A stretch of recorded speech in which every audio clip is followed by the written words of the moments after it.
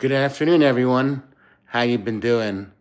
I also wanted to pose some questions to you today. If you do believe in God, why do you believe in God? Statistically, our country is moving more toward an atheistic minded mentality. Also, if you've been following the news, there's been a lot of unrest here in Los Angeles with immigration and stuff.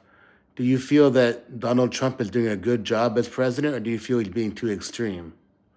I myself believe that there is a middle ground between his position and the immigration position. And I've always been one to want to be more grounded and be more middle of the road kind of fellow.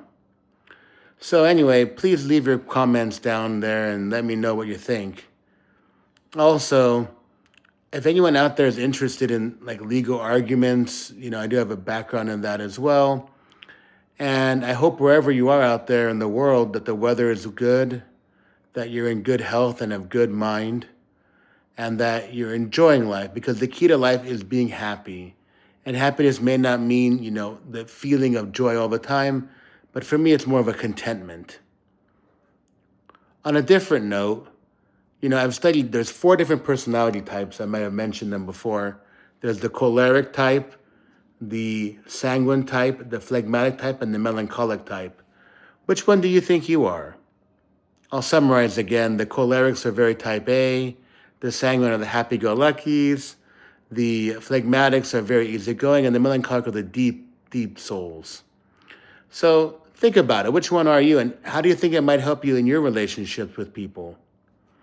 I myself find that since I view myself as a choleric, I always have to make an effort to control my temper, because choleric people in general are hurt in their pride.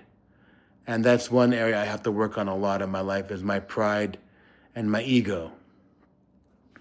So, right now, I'm so, self-aware sometimes that, when I raise my eyebrows like this or do things on YouTube, even that would be a gesture that I'd be embarrassed to make. So let me know in your comments if you are a Christian. I know this is a lot of things that use in this type of spirituality to know your temperament. I usually try to just take people at their word and very upfront about things.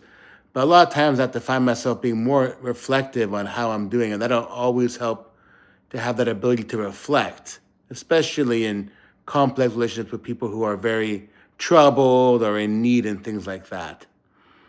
And here in wonderful Los Angeles, there's always been places for people to get help if they need it. My future plans are to travel. All right, have a great day.